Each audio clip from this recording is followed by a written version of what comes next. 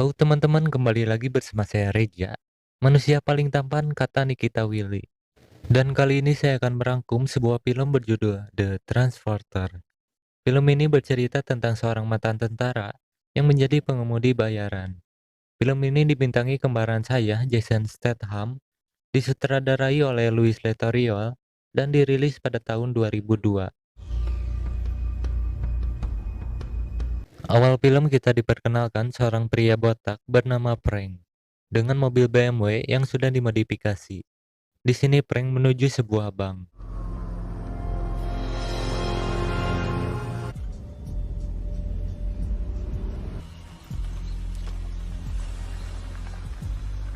Kemudian, 4 perampok keluar dari bank dan memasuki mobil Frank. Frank mengatakan, kesepakatan hanya 3 orang yang akan diantar. Perampok itu lalu mendodongkan pistol ke arah Frank. Frank juga menjelaskan kalau dia mati, tidak akan ada yang bisa lolos, karena mobilnya menggunakan kode. Dengan terpaksa, perampok itu menembak salah satu temannya, dan Frank langsung menjalankan mobilnya. Terjadilah adegan kejar-kejaran.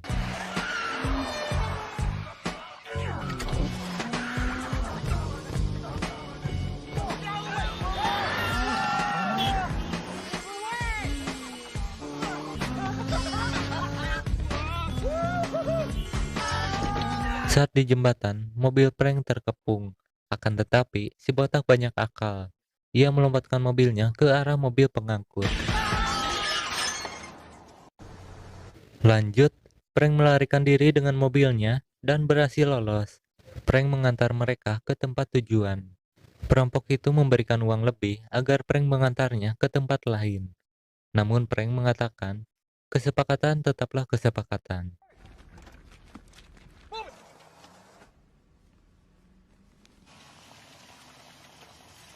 Lalu Frank mengubah plat nomornya dan pulang. Setiba di rumah, dia membersihkan mobilnya untuk menghilangkan jejak. Kemudian di berita, ia melihat 4 perampok yang tadi bersamanya tertangkap. Saat melihat berita itu, bel rumahnya berbunyi. Ternyata yang datang adalah komisaris. Tujuan komisaris untuk memeriksa mobil BMW milik Frank. Ia memeriksa mobil Frank karena mobil ini mirip dengan mobil yang membawa perampok itu. Namun komisaris tidak menemukan tanda apapun di mobil Frank. Variety. Why are you so interested? Oh, ever since. Komisaris juga tak lupa melihat garasi Frank. Karena dipikir tidak ada yang mencurigakan, dia pamitan dari sana. Setelah beberapa saat, ada yang menelepon Frank, memintanya untuk mengantarkan sesuatu. Malam harinya, Frank menemui orang yang meneleponnya tadi. Orang itu menjelaskan barang yang diantar, dan ia memberikan alamat. Frank juga menjelaskan peraturannya. Setelah semua sepakat, orang itu memberikan separuh bayaran di awal. Keesokan harinya, beberapa orang memasukkan barang ke dalam mobil Frank, dan ia langsung berangkat. Di tengah jalan, ban mobilnya bocor, dan Frank berniat mengganti bannya yang bocor. Namun, setelah dia membuka bagasi mobilnya, terlihat barang itu bergerak-gerak. Setelah itu, Frank mampir ke sebuah masakan Padang untuk makan. Saat selesai, Frank melanjutkan perjalanan. Karena penasaran, Frank membuka barang itu, dan ternyata di dalamnya ada seorang wanita. Frank memberikan minum pada wanita itu karena terlihat kehausan. Kemudian Frank melanjutkan perjalanannya.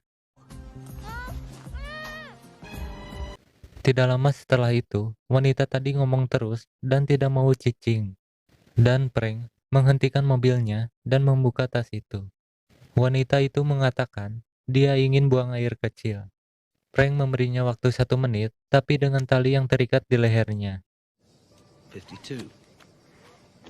Setelah lebih 1 menit menunggu, Frank mendatanginya.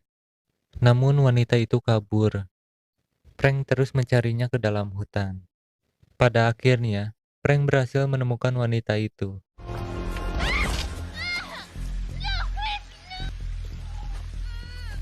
Saat Frank kembali ke mobil, ternyata ada 2 polisi di sana. Frank langsung mengajar dua polisi itu hingga pingsan.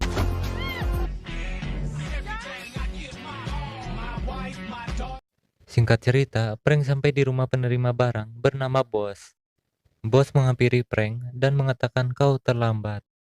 Frank menjawab ada sedikit masalah, dan ia memberikan barang itu. Bos bertanya, apakah kau membuka paketnya?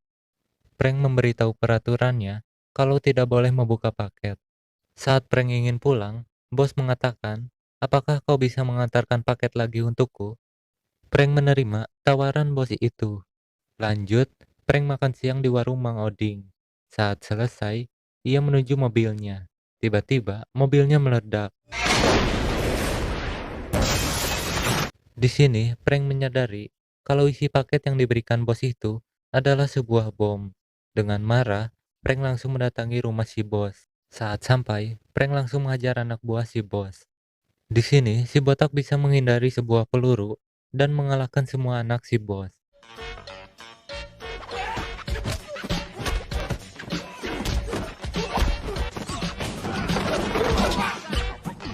Lalu Frank mengambil mobil di rumah itu dan pergi. Saat di jalan, ternyata wanita itu berada di dalam mobil tersebut. Frank menurunkannya di tengah jalan, kemudian pergi. Karena Frank dasarnya pria baik dan rajin menabung, tidak tega meninggalkannya. Karena kasihan, Frank kembali menjemput wanita itu dan membawanya ke rumah.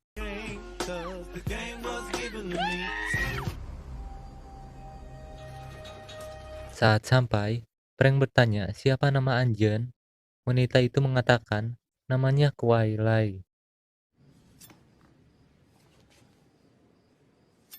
Kemudian Frank memberikannya makanan dan ia langsung beristirahat. Just write one at a time. A good night's sleep, I always see things better.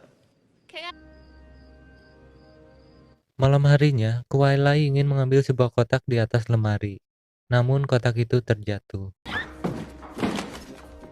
Kwai lalu melihat isi kotak itu dan ternyata Frank seorang mantan tentara. Di sisi lain di rumah sakit, si bos mendatangi anak buahnya dan bertanya, siapa yang melakukan ini? Anak buahnya lalu mengatakan, yang melakukannya adalah si pengantar paket. Setelah mendengar hal itu, si bos langsung membunuh anak buahnya tersebut. Keesokan harinya, saat Frank bangun, Kwai sudah menyiapkan makanan untuknya. Saat Frank sedang bersantai, tiba-tiba komisaris datang. Saat itu, Kwai beralasan bahwa ia adalah tukang masak baru. Komisaris mengatakan kepada Frank, ada sebuah mobil BMW meledak, dan ia membawa plat nomornya. Frank mengatakan bahwa itu mobilnya yang dicuri. Bagaimana kau bisa pulang, botak? Kata komisaris. Di sini, Kwai beralasan kalau dialah yang memberi tumpangan pada Frank. Di sini, komisaris ingin melihat mobil milik Kwai.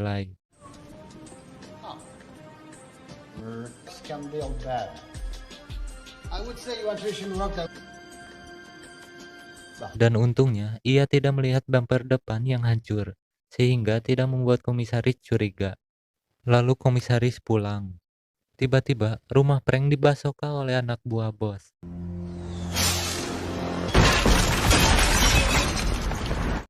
Dan menembakkan senjata ke rumah. Di dalam rumah, Frank dan Kwai hanya bisa merunduk untuk menghindari peluru. Sekali lagi anak buah bos menembakkan basoka.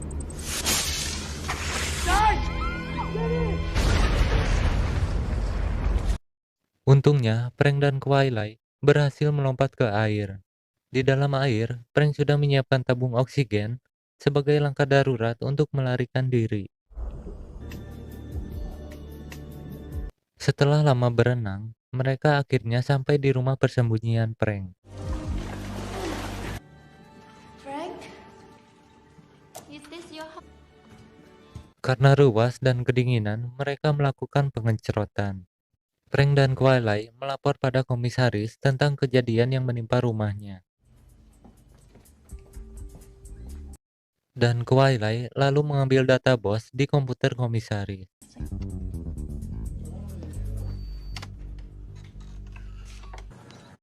Di jalan Kwai memohon kepada Frank untuk menyelamatkan orang-orang yang tidak bersalah. Awalnya Frank menolak, tapi di sini Twilight menceritakan kalau si bos menyandra banyak orang di dalam kontainer beserta keluarganya, dan kapal pengangkut itu akan tiba hari ini. Setelah mendengar penjelasan dari Twilight, jiwa pahlawan si botak menjadi-jadi untuk melakukan aksi penyelamatan. Saat si bos kembali ke rumahnya, Frank dan Twilight sudah berada di sana. Mereka mencari nomor kontainer yang akan dimasukkan ke kapal. Di sini Frank akhirnya mengetahui kalau ternyata ayah Twilight itu rekan bisnisnya si bos. Namun tentang kontainer itu memang benar adanya. Juga tentang penyelundupan orang juga benar adanya. I've made it here alive. Di sini komisaris mendatangi kantor milik bos. Di depan komisaris, si bos membalikan fakta kalau Frank mencoba memeras dengan menculik Twilight. Di sini komisaris tak bisa melakukan apa-apa. Jadi dia hanya bisa membawa Frank pergi. Ketika sadar, Frank sudah berada di dalam sel tahanan. Komisaris menanyai Frank tentang keterlibatannya. Frank memberitahu kalau orang-orang itu memberikan bisnis penyelundupan orang di kapal itu dan akan dijual sebagai budak. Lalu mereka berdua menyusun rencana, dimulai dengan Frank berpura-pura menyandra komisaris dan kabur ke dermaga. Di dermaga, Frank pergi sendirian menuju pelabuhan. Di sini Frank mencoba mencari kontainer yang berisi orang. Namun anak buah bos melihat Frank. Frank mengejar kontainer itu, tapi anak buah bos juga mengejarnya. Di sini Frank terjebak.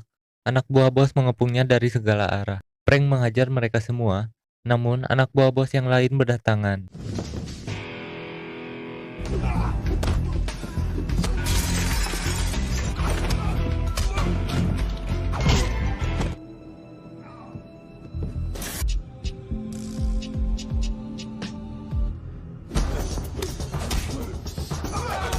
Frank menumpahkan oli dan melumuri badannya dengan oli tersebut.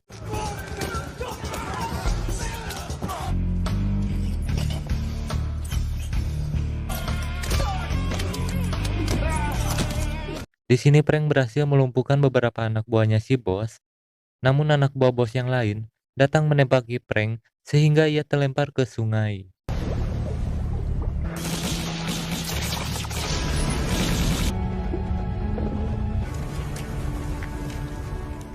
Keesokan harinya, Frank mengejar kontainer menggunakan mobil, tapi mobilnya mogok di tengah jalan. Di sini Frank melihat pesawat sedang menabur pupuk milik petani. Frank lalu mendatanginya, meminta petani itu mengantarnya, tentunya dengan ancaman, "Antarkan urang, lamun teu sike maneh leungit hiji." Setelah berhasil mengejar kelompok si bos, si botak terjun menggunakan parasut ke arah kontainer.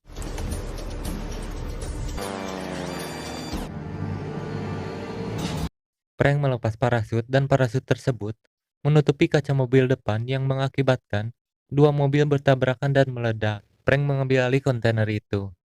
Lalu si bos memasuki ruang kemudi dan mereka bertarung. Si bos berhasil menjatuhkan Frank ke bawah, namun ternyata Frank tidak jatuh. Ia berpegangan di bawah mesin. Lalu ayah Twilight menembaknya, namun Frank melempar besi ke sopirnya hingga membuatnya pingsan. Frank kembali menaiki kontainer dan ia langsung menjatuhkan si bos di jalanan. Frank menghentikan truknya dan ayah Twilight menodongkan senjata ke arah Frank. Lalu ia membawa Frank ke tebing sungai. You know. I know she'll never stop being who she is.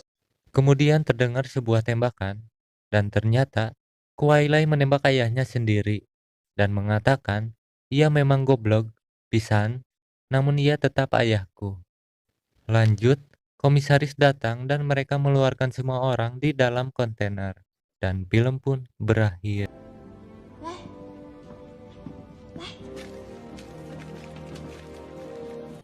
Oke teman-teman, aksi prank si botak masih berlanjut di Transporter 2. Jadi subscribe dulu. Kalau sudah, terima kasih. Hatur thank you. Bye-bye. You stop and turn around. Do you use my time to sink or swim? You came along. Did you risk your life for mine?